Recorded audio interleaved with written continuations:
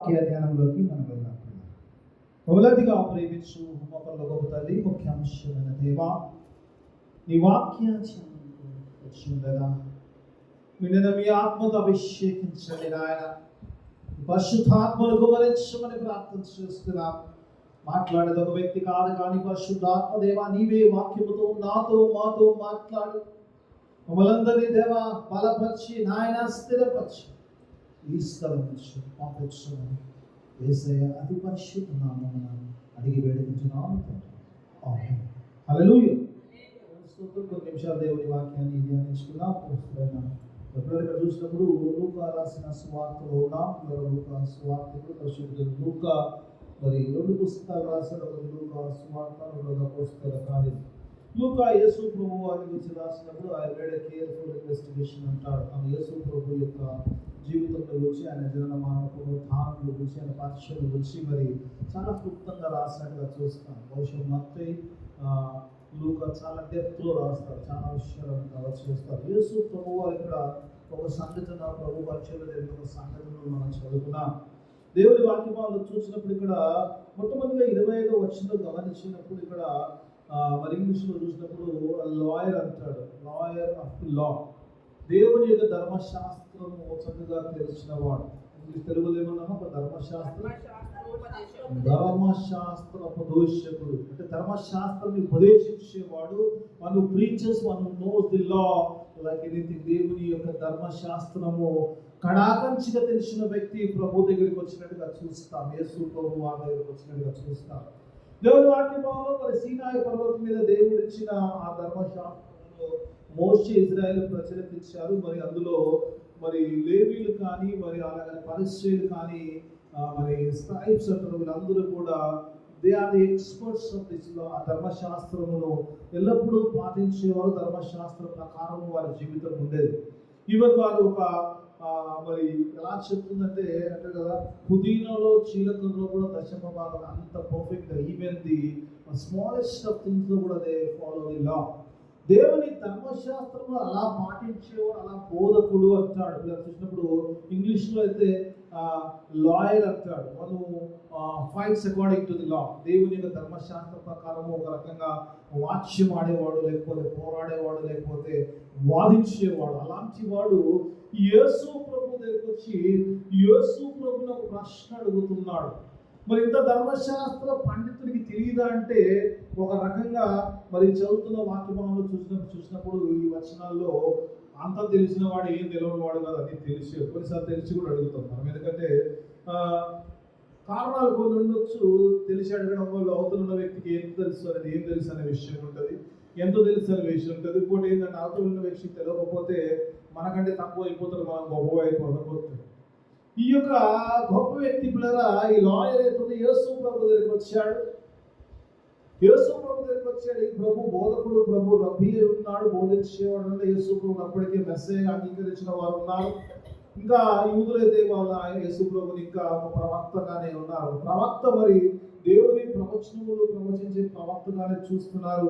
What he says about the eternal life దాన్ని ఇచ్చి ప్రభు దగ్గరికి వచ్చి అడిగాడు. ఏమొచ్చాడు? వచ్చినప్పుడు నేను నిత్య జీవం పొందుకున్నటకు ఏమంటాడు? నిత్య జీవముకు వారసుడగునట్లు నేనేమి చేయాలి? He's asking Jesus, what should I do to inherit the eternal kingdom? ఆ నిత్య జీవమును నేను పొందుకోవడానికి, వారసుడవడానికి నేనేం చేయాలి అని అడుగుతున్నాడు. నిజం చెప్పాలంటే దేవుని వాక్యభావంలో చూసినప్పుడు ధర్మశాస్త్రం తెలిసిన వాడికి అవసరం లేదు. అక్షయం చెప్పాలంటే ఆయనే చెప్పగలుగుతాడు కదా ఏం చేయాలన్న సంగతి. అని చెప్పి ఏం చేయాలన్న సంగతి ధర్మశాస్త్రం రాసి ఉంటుంది. దేవునిలో దృష్టిలో మనం నీతిమంతులుగా ఎలా ఉండాలి, దేవుని దృష్టికి ఎలా నీతిగా జీవించాలనేది ఏంటంటే ఆయన లాలో అది ఉంటుంది. కానీ even though he want to test Jesus, Yesu ప్రభువును ఒక రకంగా శోధించడానికి వచ్చాడు.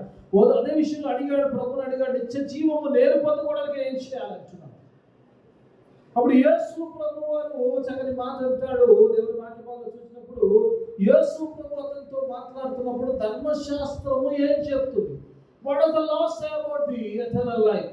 నిత్య జీవమును గురించి ధర్మశాస్త్రం ఏం చెప్తుంది అని యేసు ప్రభు వారు అడిగినట్టుగా చూస్తాం. What does it say? ఇంకా రెండు మాటలు అంటాడు ప్రభు పిల్లలు. కొంచెం నాకు చాలా మంచిగా అనిపించింది ప్రభు పిల్లలుగా. What does the law say? First thing is that what does the law say? కదా ఆ వచనం ఒకసారి చదువుకుందాం. మరి 26వ వచనం ఒకసారి చదువుకుందాం. అందుకు ఆయన, యేసు ప్రభు వారి మాట, అందుకు ఆయన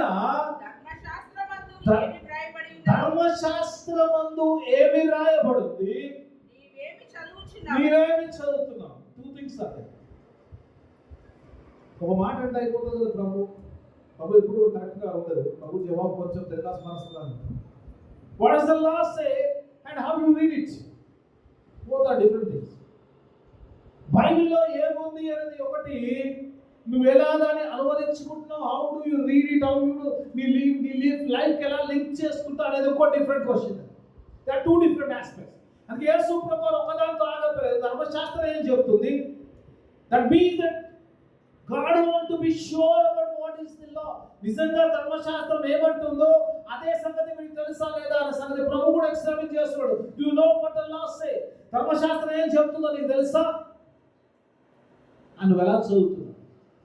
కొన్నిసార్లు బైబిల్ మనకు అనుకూలంగా చదువుకోవడానికి లేదు, కనబడతా చదువుకోవడానికి లేదు. ధర్మశాస్త్రం ఏం చెప్తుంది, దాన్ని ఎలా చదువుతుందో, హౌ డు యు రీడ్ అనే విషయాన్ని ప్రభు అంటాడు. అన్నప్పుడు వారు చెప్పాడు, ధర్మశాస్త్రంలోని దేవుడైన యెహోవాను పూర్ణ ఆత్మతోను, పూర్ణ బలంతో, పూర్ణ శక్తితోను, పూర్ణ వివేకంతో ఆరాధించవాలంటాడు.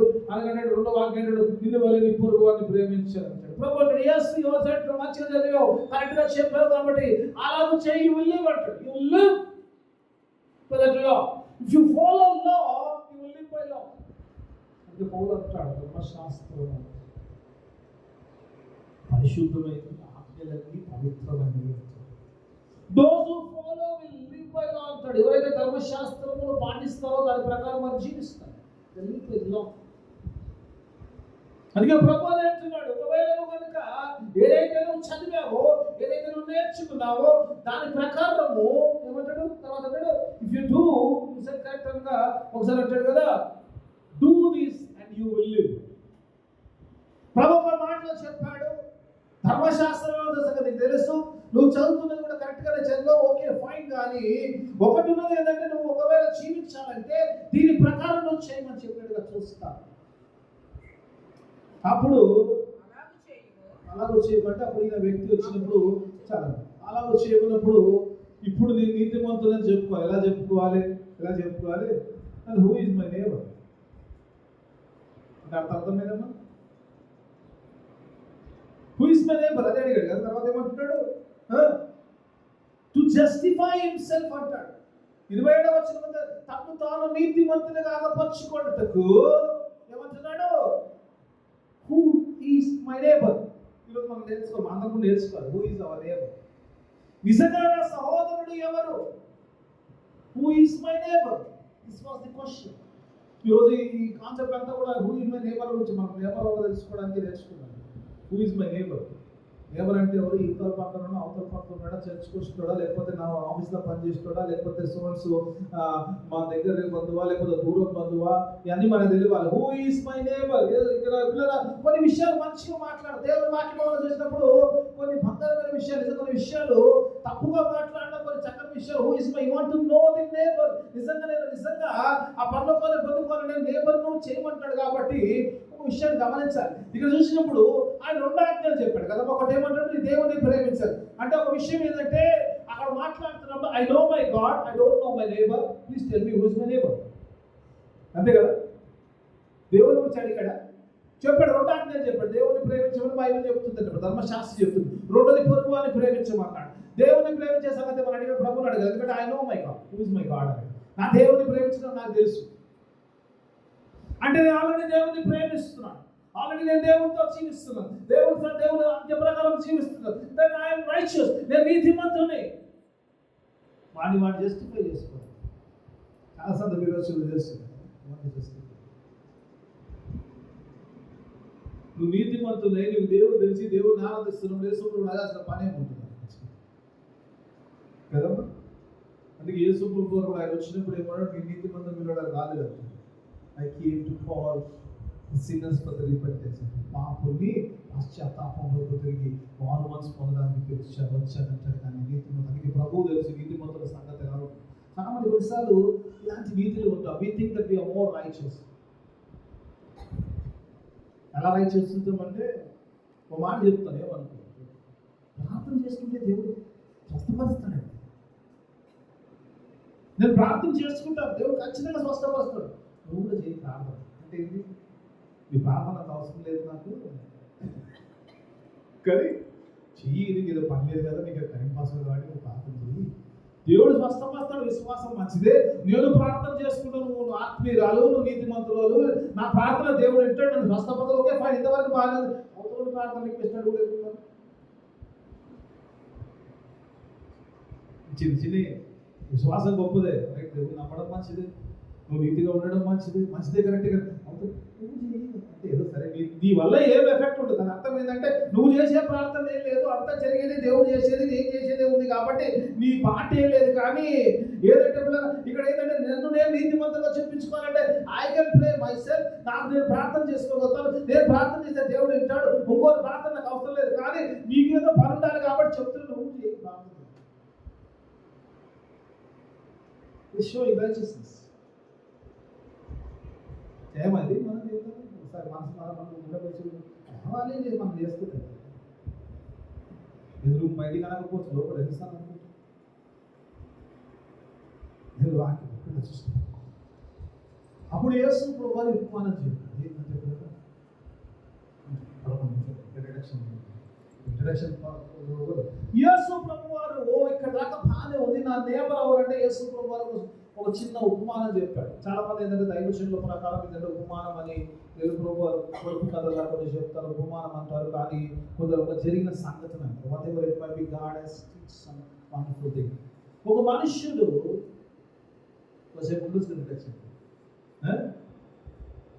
దిగిపోయి అంటాడు యెరూషలేములో నుంచి ఎక్కడికి వెళ్తున్నాడమ్మా? ఎరుకోకు వెళ్తున్నాడు. డౌన్ అంతేనా? ఒక మనుషుడు యెరూషలేములో నుంచి 27,000 feet పైలో కిందిపోతుంది.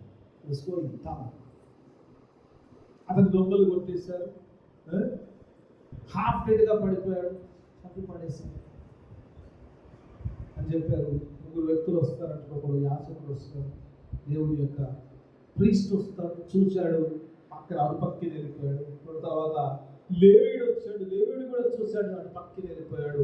సమరయుడు మాత్రం అతను చూసి వచ్చాడు, అతని గాయం చాలిపడి అతని గాయంలో కట్టి ద్రాక్షరసం పోసి నూనె పోసి అతని బొరువు మీద కాళ్ళ మీద వేసుకుని తీసుకెళ్ళి పుట్టగొల్ల ఇళ్లలో తీసుకెళ్ళాడు. అక్కడ చేసి ఏం చేస్తాడు, అక్కడ అతనికి డబ్బులు ఇచ్చి ఆశ్చర్యం చేసినట్టు, నేను మరలా వస్తే నీకు షార్ట్గా చెప్తున్నా, స్టోరీ చెప్తున్నా, టైం తప్పుతుంది ఇస్తానని చెప్పి రియంబర్స్ చేస్తే చూసుకుని చెప్పి నేను చూస్తాను. ప్రభువు ఇందులో పొరుగువాడు ఎవరంటే, ఎవరైతే కనికరం చూపించాడో అతడే పొరుగువాడు, మంచి సమయం, మంచి పొరుగువాడు అని చెప్పినట్టు చూస్తాను. నువ్వు కూడా అలాగే చేయడం ప్రభు చెప్పాడు, ఇక్కడ చేశాడు. ఎందుకంటే దేవుని వాక్యంలో ఒక మాట చెప్పేసిన వాక్య జనంలోకి వెళ్ళిపోతాను, ఆ యొక్క అంశంలోకి వెళ్ళిపోతాను. మొట్టమొదటిగా చెప్పినప్పుడు ఒక మనుష్యుడు ఏమంటాడు పిల్లలు, ఈ మాట చెప్పుడు నాకు చాలా ఆసక్తి. ఎందుకంటే ఒక మనుష్యుడు ఎక్కడి నుంచో యెరూషలేము నుంచి యెరికోకు దిగిపోతున్నప్పుడు, చాలా మంది మీరు దిగిపోయే స్థితిలో ఉంటారు. యెరూషలేము దేవుని మందిరముకు సాదృశ్యము. దేవుని మందిరములో ఉండేవాడు, దేవుని మందిరం ఆరాధించాడు, దేవునితో ఉన్నాడు, దేవునితో సహవాసం ఉన్నాడు. But he was going down. ఎప్పుడైతే ఆత్మీయ జీవితంలో దిగిపోతావో మా అమ్మ నమ్స్లోకి వెళ్ళిపోతావు. నచ్చకుండా సత్యం మీద దేవుని వాక్యం మాట్లాడుతున్న మాట, హెచ్చరిస్తున్న మాట ఈరోజు. It's a warning to every believer. When you turn your back towards the temple, యెరూషలేము పైన ఉంది, యెరూషలేము నుంచి ఇటు తిరిగి కిందికి దిగుతున్నాడు, యెరూషలేము వీపు పెట్టాడు, కిందికి వెళ్తున్నప్పుడు when you go down, you will face the death. ఆత్మీయ జీవితంలో జాగ్రత్తలో దేవుని సన్నిధిలో నుంచి పడిపోతున్నావా ఒకసారి మనం పరీక్షించుకోవాల్సిన దేవుని వాక్య భావంలో ఈ సన్నిధిని అంతా కూడా ప్రభు కారణం చెప్తున్నాడు. It was going down. ఎప్పుడైతే నువ్వు ఆత్మీయ జీవితంలో దేవుని సన్నిధిలో బలంగా ఉండవలసిన, దేవుని సన్నిధిలో ఆరాధించాలి, దేవునితో సహవాసం చేసి నువ్వు ఎప్పుడైతే దిగిపోతావో, నువ్వు దిగిపోయిందంటే కేవలం you're going towards your death. నచ్చిన సత్యం ఇది. యేసులో జీవముంది అనే మాటలు వచ్చి మనుషులు కొట్టే వాళ్ళ కాదు, కానీ దేవుడు నోటిలో వచ్చే ప్రతి మాట వల్ల జీవించున్న వాక్యం చెప్తుంది. When you are with God, when you are in the Word, you have life. When you go down, you will face death. మాట ప్రభువు చెప్తున్నాడు. ఓకే, ఆపేస్తున్నాను. దేవుని వాక్యం చూసినప్పుడు ఇక్కడ ఒక మాట ఇక్కడ చూసినప్పుడు రోజు మన లేటెస్ట్లో దేవుని వాక్యం ఇక్కడ ఒక మాట చూసినప్పుడు ప్రభు అంటున్నప్పుడు ఈ వ్యక్తి అడుగుతున్నప్పుడు ఒక మాట అడుగుతున్నాడు. ఏంటంటే నా పొరుగు వాడు ఎవరన్నప్పుడు ప్రభు అన్నాడు హౌ యు రీడ్ అన్నప్పుడు ఈ రోజు ఏం చదువుతున్నాడు ఇంపార్టెంట్ కాదు, కానీ ఏం వింటున్నావు ఇంపార్టెంట్ కాదు, కానీ ఈ రోజు దేవుని యొక్క ఉద్దేశం నీకు అర్థమవుతుందా? Do you know real what God wants to say అన్నాడు. ఎలా చదువుతున్నావు అని అడిగాడు కదమ్మా. ఏమన్నాడు? హౌ డు యు రీడ్ అంటే కదా, what does the law say and how do you read. ఎందుకు ప్రభు ఈ ప్రశ్న వేశాడు? బిఫోర్ సేయింగ్ ఎనీథింగ్ ప్రభు ఈ మాట చెప్పడం ఎందుకు ఈ ప్రశ్న వేశాడు ప్రభుని ఒకసారి మనం గమనిస్తే కనుక ఈ రోజు నాకు దేవుని గురించి, దేవుని మాట గురించి ఎంత తెలుసన్నది ఇంపార్టెంట్ కాదు, కానీ ఎంత నా జీవితంలో అది వస్తుంది, ఎంతవరకు ఆ మాట ప్రకారం జీవిస్తున్నది చాలా ప్రాముఖ్యమైనది. చాలాసార్లు ఈ రోజులు ఎలా అయిపోయిందంటే కదా, పర్పస్ పోయింది, ప్రాసెస్ మీద ఫోకస్ చేస్తుంది. విశ్వాసాలు అందరూ ఇదే స్థితిలో ఉన్నారు. ఒక మాట మీకు చూపించాను ఆశ. అబ్రహాంతో ఒకసారి చూద్దాం. ఆది కాండము 12వ అధ్యాయానికి వెళ్తాం. దేవుడు అబ్రహాంను పిలిచాడు. ఈరోజు నిన్ను నన్ను కూడా ఎలా పిలిచాడో, నిన్ను నన్ను కూడా శిలువ రక్తంలో దేవుడు ఎలా ముద్రించుకున్నాడో, అలాగే మొట్టమొదటి విశ్వాసం కలిగిన అబ్రహాము దేవుడు పిలిచినప్పుడు 12వ అధ్యాయంలో దేవుడు ఆకాశం నుంచి దేవుడు అబ్రహాంతో మాట్లాడుతున్నాడు. నీవు లేచి నీ తండ్రి ఇంటిని, నీ పితరులని విడిచి వెళ్ళమన్నాడు. ఒకసారి 2-3 వచనాలు చదువుకుందాం. ఒకసారి చదువుదాం. నిన్ను గొప్ప జనముగా చేస్తును, నిన్ను ఆశీర్వదించెదను, నీ నామమును గొప్పగా చేయాలి. Make you a great name, great nation. నేను ఆశీర్వదిస్తాను. I'm going to bless you. I'm going to make a nation. I'm going to make your name great. కిందకి దిగుదామా? నీవు ఆశీర్వాదముగా నుండువు, నిన్ను ఆశీర్వదించు వాడిని ఆశీర్వదించదును, నిన్ను దూషించు వాడిని శపించదును. భూమి యొక్క సమస్త వంశములు నీయందు ఆశీర్వదింపబడును. అబ్రహాముతో చెప్తున్నప్పుడు దేవుడు ఆశీర్వదించాలని అక్కడ ఆశీర్వదిస్తుంది అయిపోతుంది. అబ్రహాము దేవుడు పంపించినప్పుడు the only reason God called Abraham to go somewhere else so that he can be a blessing to the nation. That was the purpose of God. దేవుడు ఈరోజు నిన్ను నన్ను పిలిచాడంటే సురక్తంలో వదిలించాడు, రక్షణలో ఉన్నాడు, అనేకులకు రక్షణగా నిలబడడానికి పిలిచాడు. అసలు మర్చిపోతున్నాం, పర్పస్ మర్చిపోతున్నాం. అబ్రహామును పిలిచినప్పుడు దేవుడు అంటే I'm going to make a blessings to the nations, అనేకులకు నేను ఆశీర్వాదకరంగా చేయడానికి పిలిచాడు. ఇది పర్పస్. దేవుని ఉద్దేశం మీద దేవుడు అనేకులకు అబ్రహామును ఆశీర్వాదకరంగా, ఈరోజు నీకు నాకు కూడా ఆశీర్వాదకరంగా ఉన్నాడు. ఎందుకంటే ఆయన పిలుచుడు లోబడి ఉన్నాడు కాబట్టి. హల్లెలూయా. చెప్పినందరికీ చెప్పడం గ్యారెంటీ. హల్లెలూయా. పర్పస్ ఏంటంటే God wants Abraham to be a blessings. కానీ ఎలా అయిపోతుందంటే జనరల్ ఎలా అయిపోతుంది, పర్పస్ అది ప్రాసెస్ అయిపోతుందంటే నిన్ను ఆశీర్వదిస్తా, నిన్ను చేపిస్తుంది. జనరల్గా మనం చర్చ్ పోతున్నామంటే మనం బ్లెస్డ్ కోసం మనం అనేకులకు ఆశీర్వాదకరంగా పిలువబడ్డామని కాదు, కానీ మనం అది పొందుకోవడం ఇది పొందుకోవడం ఈ ప్రాసెస్ ఎలా ఆశీర్వదింపబడుతుంది. మనం బ్లెస్సింగ్స్, అబ్రహాము బ్లెస్సింగ్స్ అయిపోతుంది, సంగతి మర్చిపోయి బ్లెస్సింగ్స్ కోసమే జీవించడం మొదలు పెడతాడు. మనం అలా అయిపోయాం, అవునా కదా? పర్పస్ మర్చిపోతున్నాం, ప్రాసెస్లో మిగిలిపోతున్నాం. మనకున్న ప్రాబ్లం ఇది. ఓ డిగ్రీ పట్టుకోలేదు, గ్రాడ్యుయేట్ అంటే ఏదో చదువుకున్నాను, చక్కగా చదువుకున్నది మొదటి వాల్యూ లేదు, పోస్ట్ గ్రాడ్యుయేషన్ తక్కువ వేసుకుంటుంది కదా. కానీ ఒక గ్రాడ్యుయేట్ అంటే చక్కగా చదువుకున్నాం అంటే వాడు గ్రాడ్యుయేషన్ చేసినట్టు అమ్మ చదువుకున్నాడు, ఎడ్యుకేషన్. ఆ గ్రాడ్యుయేషన్ ఏంటంటే నీకు సమాజంలో ఒక గుర్తింపులా రావాలి, కానీ ఏదో చిట్టి పెట్టో ఇది పెట్టో ఏదో పాస్ అయిపోవడం, ఏదో కట్టెక్కించి అయిపోతుంది. That is not graduation. Process లో ఎలా పొందుకున్నావో అనే దాని మీద ఫోకస్ ఉంది. ఈ గ్రాడ్యుయేట్ అయిన సమాజంలో ఒక మంచి వ్యక్తిగా, ఒక తెలివైన వ్యక్తిగా, ఒక చదువుకున్న వాడిగా, ఒక జ్ఞానవంతుడిగా కనపడడం ఇంపార్టెంట్ కాదు. ఎలాగలో కట్టెనికి ఎలాగలో సర్టిఫికేట్ పొందుకుంటే చాలా ఏదో ఉద్యోగం వస్తారండి. ప్రాసెస్ పర్పస్ మర్చిపోతున్నాం, ప్రాసెస్ లో బిజీ ఉంటున్నాం. ఎలా వస్తే ఉద్యోగం వస్తుంది, ఈ ప్రాసెస్ లో ఏదో ఉంటుంది, దీనివల్ల ఏదో పడుతుంది. ఈ రోజు మనం మర్చిపోతున్నది ఏ పర్పస్ గురించి విశ్వాసంలో ఏ పర్పస్ గురించి దేవుడు నేను పిలిచాడో, ఏ ఉద్దేశం కోసం సిల్వర్లో ముద్రించాడో, ఏ ఉద్దేశం కోసం దేవుడు నన్ను పిలుచుకున్నాడో, ఆ ఉద్దేశాన్ని మర్చిపోతున్నావో ఈ ప్రాసెస్ లో పడిపోతుంది. పర్పస్ మర్చిపోతుంది. ఎందుకు ఈ మాట తిరిగి నాకు ఏ సంబంధం అయ్యారంటే, దేవుని యొక్క ధర్మశాస్త్రం చెప్పినప్పుడు, ఆ వ్యక్తి చెప్పినప్పుడు దేవుని ధర్మశాస్త్రం చెప్పాడు, దేవుని ప్రేమించే వ్యక్తిగా ఉండాలి, దేవుని తన పిలువబడ్డవాడు, ఆ తర్వాత పొరుగువాడిని ప్రేమించేవాడుగా ఉండాలి. ఒక వ్యక్తి దేవుని అంగీకరించేవాడు, ప్రేమ స్వరూపుడు, దేవుడు ప్రేమ స్వరూపుడు కాబట్టి he should be a man of love. అలా ప్రేమతో ఉండవలసిన వాడు ప్రేమ ఎలా చేయాలి, ది ప్రాసెస్ లో వెళ్ళిపోతాడు. దీనివల్ల నా పరలోక నిత్యరాజ్యం ఎలా పొందుకుంటే ఆ యొక్క పర్పస్ దేవుడు నేను ప్రేమగా జీవించేవాడుగా, దేవుని స్వరూపంగా జీవించే ఆ పర్పస్ వెళ్ళిపోతుంది. ఓన్లీ ఏంటంటే ఎంతసేపు ఏంటంటే ఇది నమ్ముకున్నదైనా పొందుకున్న ప్రతిది కూడా ఆ లైన్ క్రాస్ అయ్యే పరలోకం వెళ్ళిపోతే సార్. పర్పస్ మర్చిపోయాము, ప్రాసెస్ లో మిగిలిపోతున్నా. మీరు చదివాము కదా, జరుగుతలేదు.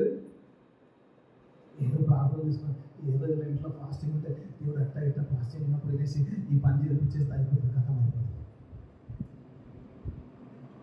దేవుడు అసలు ఎందుకు నన్ను లెట్లో ఉండడానికి పెంచాడు, ఎందుకు ఈ 40 దినాల శ్రమ తెచ్చాడు, ఎందుకు నేను సిద్ధపడుతున్నాను, ఎందుకు ఉపవాసం ఉన్నాడు, దేవుని స్వరూపంలో మలచబడాలి అన్న పర్పస్ వెళ్ళిపోయింది.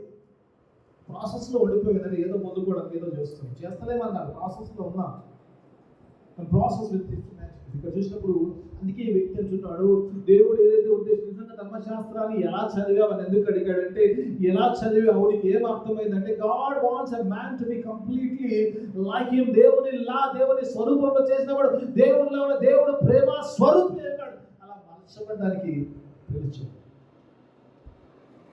జరుగుతుంది ఏంటంటే వాక్యం చూసినప్పుడు ఎలా చదువుతున్నాడు. Why do you call me Lord, Lord, when you don't do according to my word? నా వాక్య ప్రకారం నువ్వు చేయనప్పుడు నన్ను ప్రభు అని ఎందుకు 6వ అధ్యాయం 48 నుంచి 46 నుంచి Why do you call me Lord, Lord అంటే నన్ను ఎందుకు పిలుస్తాడు? నా మాట చెప్పిన వినువాడు అంటే కదా, లోతుగా త్రవ్వి బండ మీద తన ఇల్లును కట్టుకునేవాడు పోలి ఉంటాడు.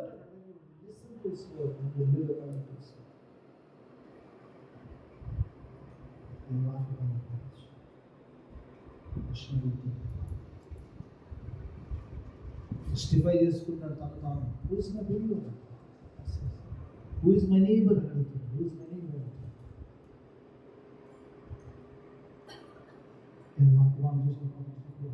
నిజంగా నైబర్ ఎవరు అనుకుంటే నీతిమంతులు తను తాను కూడా తీర్పు తెచ్చుకుంటాడు. నీతి పాపం అంటే ఏంటన్నా? పాపం అంటే ఏంటి? తను తాను నీతిమంతుడే అనుకోవడానికి దేవుడు అంటే నాకు తెలుసు, దేవుడు ఆనందిస్తున్నాడు కరెక్టే, కానీ నా సహోదరుడు అడుగుతున్నాడు, తను తాను నీతిమంతుడిగా చెప్పుకుంటున్నాడు. నీతిమంతుడు పాపం అంటే ఏంటి? పడేసి ఆజ్ఞ అతిక్రమమే పాపం. దేవుని ప్రేమిస్తున్నాడు, పొరుగువాన్ని ప్రేమిస్తలేడంటే ఆజ్ఞ అతిక్రమించినట్ట కాదా? నీతి ఉందా? అందుకే దేవుని వాక్యంలో యోహాను 4:10 వెళ్తే కనుక అక్కడ యేసు ప్రభువుకు చక్కని ఇక్కడ యోహాను చక్కని మాట రాసిన 20 వచనంలో 4:20 అంటాడు. ఒక మాట చూసినప్పుడు ఒక మాట చదువుకొని ముందుకు వెళ్ళిపోదాం. ఇప్పుడు ఫాస్ట్ ట్రాక్ ఒక మాట చదువుకొని ముందుకు వెళ్ళిపోదాం. ఇంకా నేను ఫస్ట్ పాయింట్ లో ఉన్నాను, ఒక మాట చదువుకొని ముందుకు వెళ్దాం. దేవుని వాక్యంలో చూసినప్పుడు తర్వాత పాయింట్ స్కిప్ అయిపోతుంది, కానీ సెకండ్ దాంట్లోకి వెళ్ళి చాలా అయిపోయాడు. ఒకసారి వచ్చిన చదువుకోండి. 4:20 వచ్చినప్పుడు మొదటి యోహాను 4:20 ఒకసారి చూద్దాం. లేటెస్ట్ చూసినప్పుడు ఎవడైనా నేను దేవుని ప్రేమించుతున్నానని చెప్పి తన సహోదరుని ద్వేషించి, ఎవడైనా దేవుణ్ణి ప్రేమిస్తున్నా అని చెప్పి తన సహోదరుని ద్వేషిస్తున్నా అని చెప్తే అతడు అబద్ధికుడు, తాను చూచిన తన సహోదరుని ప్రేమించని వాడు తాను చూడని దేవుని ఎలాగూ ప్రేమించును. అంతేనా? ప్రేమింపలేడు. He said that I love God, but he's lying. He cannot love God because he don't know who is his neighbor. కదా? సహోదరుని ద్వేషిస్తుంటే దేవుని ప్రేమిస్తుంది. మనందరం చెప్తుంటాం. You say that you love God. God says, how can you love me when you don't love your brother? కనబడే నీ సహోదరుని ప్రేమించినప్పుడు కనబడిన నన్ను ఎలా ప్రేమిస్తావు? How do you prove that you love me? ఎవరు మాట్లాడుతున్నారు? దేవుడు వాక్యం 3 పాయింట్ స్కిప్ అవుతాం. 3 ఎంత చూసినప్పుడు అక్కడ ముగ్గురు వ్యక్తులు వస్తారు. ఒక యాజకుడు వస్తాడు, పక్కన వెళ్ళిపోతాడు. ఎందుకు కారణాలు చెప్తాను. రెండోది లేవి కూడా అలాగే పక్కన వెళ్ళిపోతాడు. 3 వారి మీద ఉండడానికి ప్రయత్నం చేస్తాం. Third person is that a good Samaritan, మంచి సమరయుడి గురించి ఫోకస్ చేసే ప్రయత్నం. కొంతమంది చూసినప్పుడు ఇక్కడ యేసు ప్రభువు వారు ఆయన మాటలు చెప్తున్నప్పుడు, ఆయన మాట్లాడుతున్నప్పుడు ప్రశ్న ఏంటిది? నా సహోదరుడు ఎవరిని అడిగారు. యేసు ప్రభు వారి జవాబు చూసినప్పుడు మన ప్రభు కూడా ఏది కూడా కరెక్ట్గా చెప్పాడు. చూడలేదు. నాకు చాలాసార్లు ఆశ్చర్యం. It doesn't say anything directly. He says in a different వే. ఎందుకంటే నేను ఆలోచించాడు కాబట్టి. యేసు ప్రభు వారిని అడిగాడు, సహోదరుడు అంటే బాబు పలవాళ్ళు అంటే చెప్తే అయిపోతుంది కదా. అంటలేడు. ఏమంటాడు? దేవుడు వాక్యం అని చెప్పినాడు. ఒక మనుషుడు ఈస్ టెల్లింగ్ సమ్ పారబుల్, ఒక చక్కని స్టోరీ చెప్తున్నాడు. లెట్ మీ స్టే కొంచెంసేపు విందాం. దేవుడు ఒక చక్కని విషయం చెప్తున్నాడు. ఏమంటే హూ ఇస్ మై నేబర్ అంటే one man was going down అంటాడు. ఆ తర్వాత డౌన్లోకి వెళ్ళిపోయింది చెప్పాను కాబట్టి ఒకసారి చేసినప్పుడు ఆయన వెళ్తున్నప్పుడు he was on the way from Jerusalem to Jericho. అక్కడ ఆయన కొట్టి పడేశారు. ఇప్పుడు 4 వ్యక్తులు ఒకటే మార్గంలో వెళ్తున్నారు. 4 people were going on the same way. కదా? ఒకటి దెబ్బలు తిని పడిపోయిన వాడు, రెండోది యాజకుడు, మూడోది లేవీయుడు, నాలుగోది మంచి సమయం. And this is a wonderful thing. దేవుని వాక్య భాగంలో God talks about the way. He talks about the neighbor and God talks about the way. దేవుడు మార్గంలో వచ్చి మాట్లాడుతున్నాడు. అందరూ అదే నడుస్తున్నారు, అందరూ అదే మార్గంలో ఉన్నారు అనుకుంటే, కానీ there is a different way for the Samaritan. ఈ యొక్క సమరయుడు నడుస్తున్న మార్గం వేరు. ఈ మార్గం ఏంటంటే, దేవుడు చెప్తున్న మార్గం ఏంటంటే, సమరయుడు అదే మార్గం నడుస్తున్నా కానీ ఈ మార్గము నిత్య జీవములకు పోయే మార్గము. హల్లెలూయా! యేసు అనే మార్గము. Hallelujah! So Jesus is that way. Even though everybody was walking in that way, actually the Samaritan was walking in the way of Jesus. దేవుడు ప్రియులు చూసినప్పుడు ప్రభు అక్కడ మార్గంలో ఒక దారిని గురించి మాట్లాడుతున్నాడు. ఆ దారిలో look like everybody is walking in the way, but everybody is not walking in the way. The only one person was walking in the way was the Samaritan. ఆ సమరయుడు మాత్రమే యేసు అనే మార్గంలో వెళ్తున్నట్టుగా చూస్తాం. యోహాను సువార్త 14:6 ప్రకారం చూసినప్పుడు అన్నాడు, యేసు నేనే మార్గమును సత్యమును జీవము అన్నాడు. ఏ మార్గమైతే యేసు మార్గమో, ఏదైతే సత్య మార్గమో, ఏదైతే జీవ మార్గమో, ఆ మార్గంలో సమరయుడు నడుస్తున్నాడు. ఆ వాక్యంలో చూసినప్పుడు నా ద్వారా తప్ప there is no other way to the Father. This is the way. యేసు ప్రభువు నీతో నాతో మాట్లాడుతున్నాడు. నువ్వేం చదివావు ఇంపార్టెంట్ కాదు, నీకేం తెలుసు ఇంపార్టెంట్, ఎంత విన్నావు అని తెలుసు, ఎన్నిసార్లు ప్రభావం ఇంపార్టెంట్ కాదు. నువ్వు నడుస్తున్న మార్గము యేసు అనే మార్గమా, అది జీవ మార్గమా, అది నిత్య రాజ్యంలోకి నడిపించే మార్గమా? Are you walking in the way of Jesus? To walk in the way of Jesus, you should have the heart of the nature of the Christ.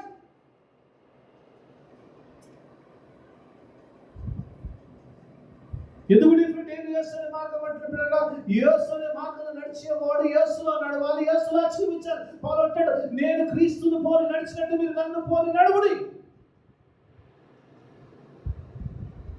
Philippi పత్రిక చదివినప్పుడు పౌలు 2వ అధ్యాయం 5వ వచనం చూస్తున్నాడు.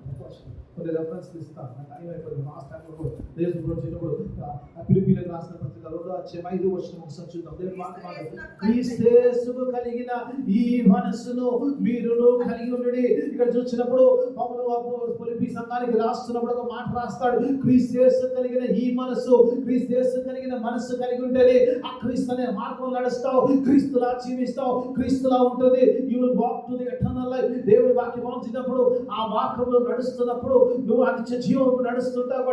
ఆ క్రీస్తు అనే మార్గం నడుస్తున్నప్పుడు you should have the heart and mind of Christ. ఇక్కడ నలుగురు వెళ్తున్న దారిలో కానీ ఈ వ్యక్తి మార్గం డిఫరెంట్ గా ఉంది.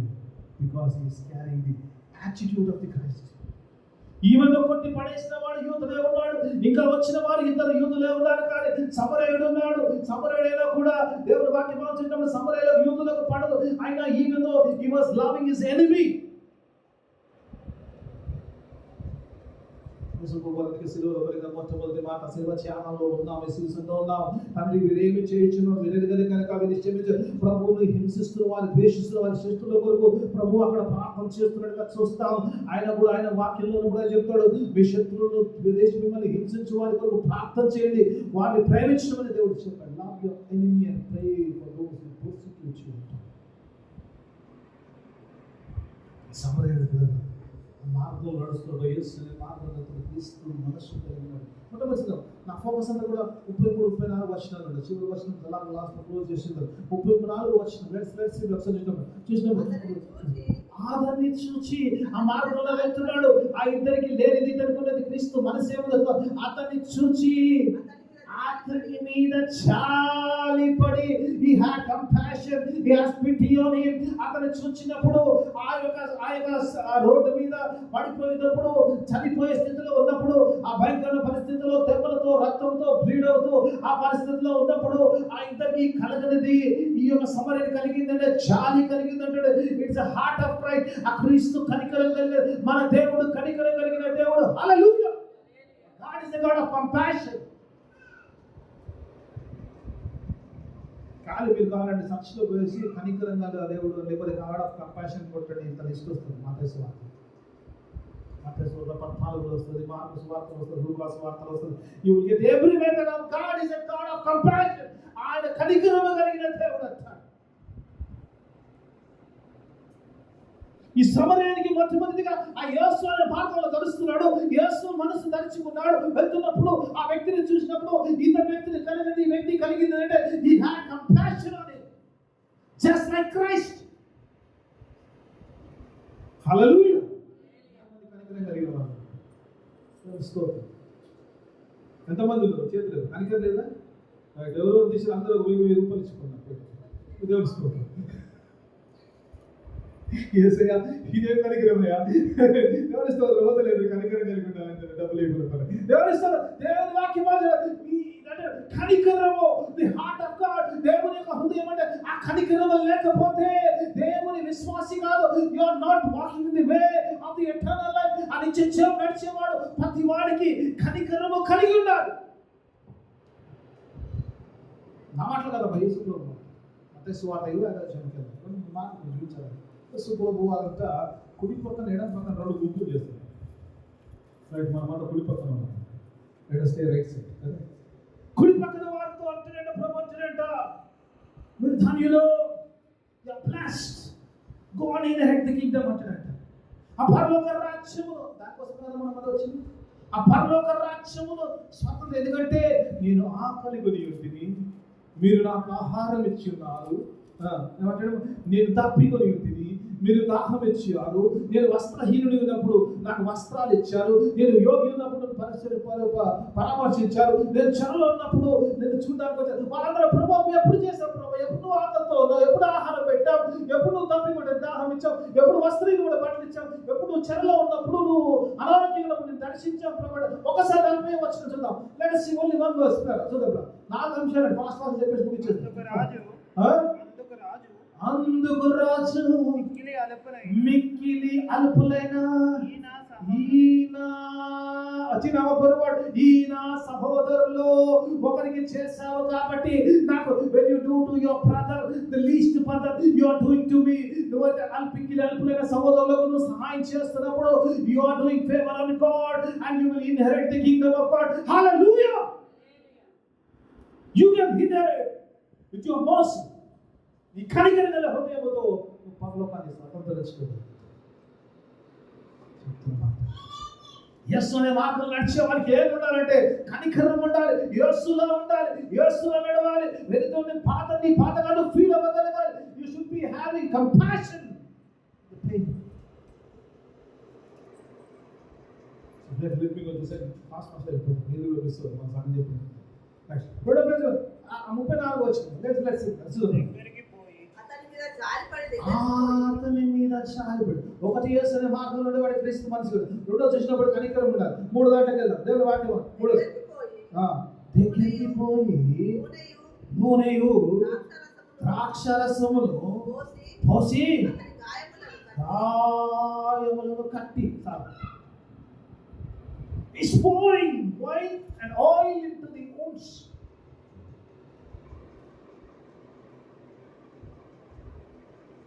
Oil and wine. Very good. Pouring oil and wine. Wine అంటే కూడా యాంటీసెప్టిక్. ఇది ఇన్ఫెక్ట్ అది చనిపోకుండా కాపాడుతుంది వైన్. ఆ మరణం రాకుండా ఏదైతే దెబ్బలు తగిలిలో వాళ్ళు పోసినప్పుడు ఆ వైన్ ఏదైనా ఇన్ఫెక్ట్ అయిపోయి నువ్వు మరణానికి కాకుండా చేస్తుంది. Wine symbols the Christ life. Christ శిలువ రక్తం కదా. చివరిపోయింది మనందరూ పిలువబోయింది. బలార్థం లేదు కదా. చివరిపోయింది సంస్కారం అయినప్పుడు ఇది రాష్ట్ర పట్టుకొని ఇది మీ కొరకు చిందింపబడిన నా నూతన నిబంధన రక్తము. ఆ రక్తం ఎప్పుడైతే నీలో పడుకొస్తుందో నీలో ప్రతి యేసు రక్తము ప్రతి పాపమును కడుగును. ఎప్పుడైతే ప్రతి పాపము ఆ యేసు రక్తం ద్వారా కడుగుతుందో నువ్వు పరిశుద్ధుడు అవుతావు. ఎప్పుడైతే నువ్వు పరిశుద్ధుడు అవుతావో, ఎప్పుడైతే శిలువ రక్తం ముద్రించబడతావో, you will not face death, you will see life, you will have life, you will have no death in you. Fine seekers all in the spirit of Lord. Oil is the smoothness. Wounds ఏదన్నట్టుగా స్మూత్గా smooth అయితే heat hard కాకుండా smooth. It is spirit. ఇప్పుడు నీలో ఒకటి యేసు రక్తంలో కడగబడ్డ వారందరూ కూడా పరిశుద్ధాత్మను ఎందుకు కడగాలంటే so that you will be smooth and you will have compassion.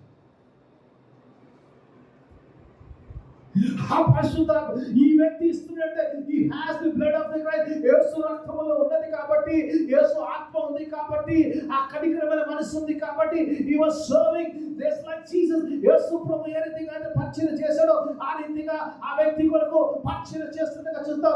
దేవుని వాక్యంలో he was serving. యేసు ప్రభు చూద్దాం ఒకసారి లూకాసు మార్కు సువార్త 10వ అధ్యాయం 45వ వచనం చూద్దాం ఒకసారి. let us సింపుల్ బిడ్డలా ఈ వైన్ ఒకటి బిడ్డల సింపుల్ ఏంటంటే యేసు రక్తానికి oil is for the spirit of God. ఒకసారి చూద్దాం 10వ అధ్యాయము మార్కు సువార్త 10వ అధ్యాయం 45వ వచనం ప్రభు ఒక మాట చెప్తున్నాడు. ఒకసారి చూద్దాం. let us దేవుని వాక్యం ఒకసారి చూద్దాం. మనిషి కుమారుడు పరిచారము చేయించుటకును.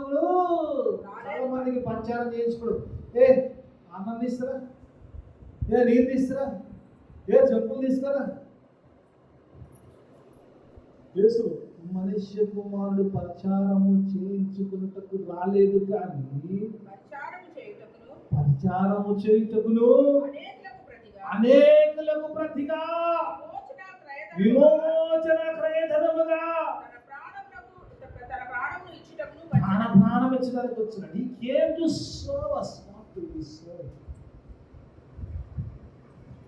ఇప్పుడు చెప్పండి, పని చేయించుకుందామా చేద్దామా?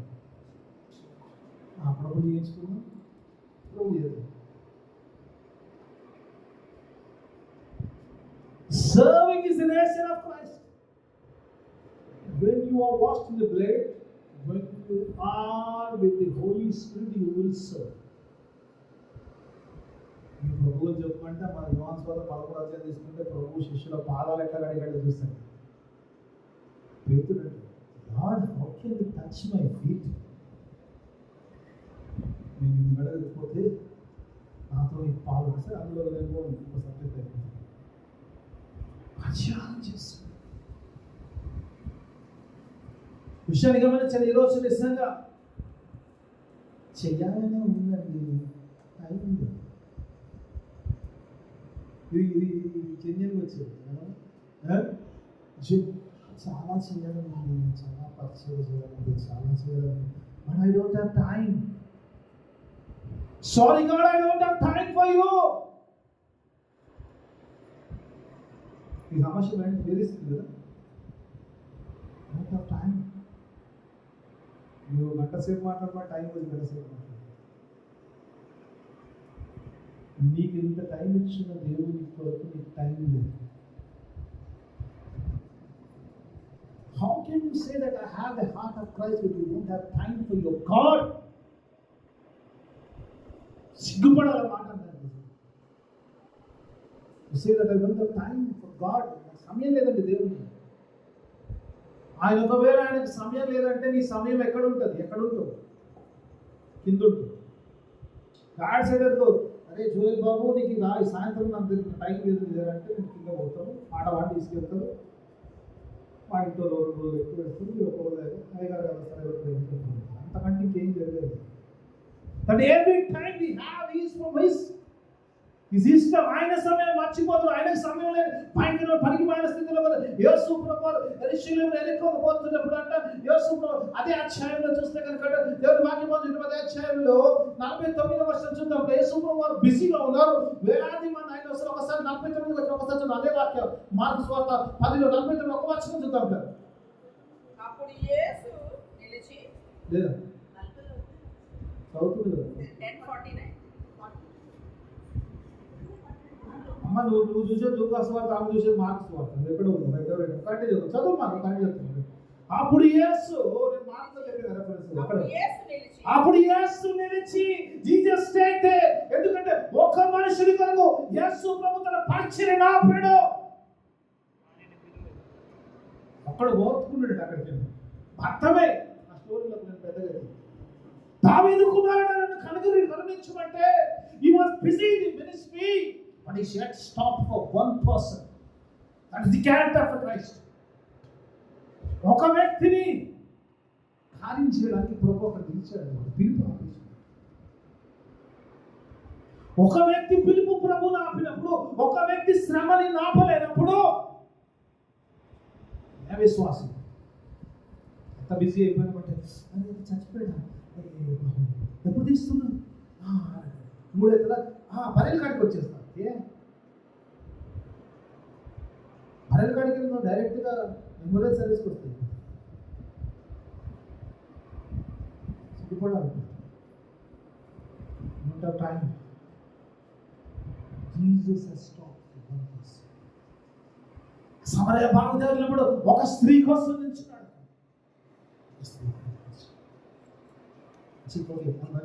5 నిమిషాలు ఎక్కువైనా పర్లేదు. 43 minutes చెప్తాను. 34 అక్కడ ఆపేస్తాను. 34 వర్షం చూద్దాం. ఒకటి ప్లేయర్, రెండోది player. You should have heart to do so. మూడోది కట్టేశాడు. పంచర్ అయిపోయిన తర్వాత తన వాహనము మీద ఎక్కించి he was carrying that person on his animal. ఆయన గాడిద మీద నడేస్తే ఎక్కడ ఉన్నారు కదా? గాడిద మీద ఆయన వేసుకెళ్ళిపోతున్నాడు, నేను నడుస్తూ పోతున్నాడు. This is sacrifice. క్రీస్తు కలిగిన మనసు అంటే ఆయన దిగి వచ్చాడు. నీవు నేను మరణించాల్సిన శిలువ మరణం ఆయన పొందాడు. నీవు నేను పరమునకు ఎత్తబడడానికి, ఆ నిత్య జీవం ఉండడానికి he bore the cross, the pain. This is the sacrifice. He is leaving his comfort for the comfort of the other person. This is sacrifice. ఇది చేయగలిగితే క్రీస్తు కలిగిన మనసు కలిగిన వారు. చాలా చెప్పుకోవచ్చు. క్రీస్తు నీకు నాకు మారుగా పాపమేరగని ఆయన పాపముగా చేసినట్ట. He became a sin offering so that we can be righteous. మనము నీతిమంతులుగా ఉండాలి. మన కంఫర్ట్ కొరకు, మన డిస్కంఫర్ట్, మన సింహాసనంలో ఆయనతో సహవారసులా కూర్చోవడానికి ఈ సమరయుడు చూపిస్తున్నాడు. అండ్ చివరి మాట వచ్చేస్తే సమయం అయిపోయింది. ఇప్పుడు ప్రశ్న ఏంటంటే అని చెప్పేసి ప్రశ్నలు జవాబు 27-30 రెండు మీద ఫోకస్ చేస్తే సింపుల్ ఒక 2 నిమిషాలు ఫోకస్ చేస్తాం సార్. 27 వచ్చిన చూద్దాం. 36 వాక్యం. అతడు నీ దేవుడైన ప్రభువును నీ పూర్ణ హృదయంతోను నీ పూర్ణ మనస్సుతోను నీ పూర్ణ శక్తితోను 29 అయితే తాను నీతిమంతుడైనచ్చు కనబరచుకొనుగోరి అతడు అవును కానీ నా పొరుగు వాడు ఎవరన్నాడు వేసినాడు. ప్రశ్న దీని గురించి కదా స్టోరీ అంతా కూడా. ప్రభు ఇంత స్టోరీ చెప్పింది ప్రభు, ఇదంతా ఇంకా ఉన్నాయి అనుకోవాలి. మూడే తీసుకున్నాను. ఇంత స్టోరీ ప్రభు చెప్పింది ఎందుకు? పొరుగువాడు ఎవరో చెప్పాలి. ఇప్పుడు ప్రభు జవాబు చెప్తాడు. 36 వచ్చింది చదువుతుంది. కాగా దొంగల చేతిలో చిక్కిన వాడికి ఈ ముగ్గురిలో ఎవడు పొరుగువాడాయని నీకు తోచున్నదని యేసు అడగగా అతడు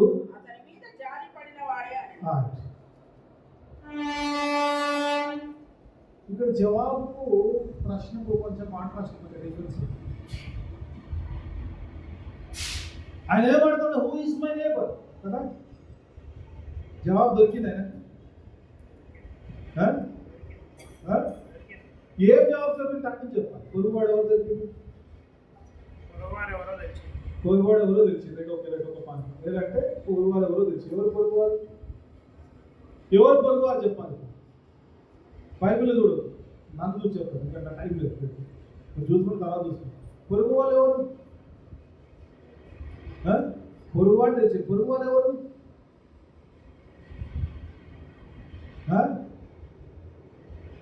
ఎవరు పొరుగువారు? పొరుగువారు తెలిసింది అన్నారు కదా. మరి పొరుగువారు చెప్పాలి కదా ఎవరు? ఒకసారి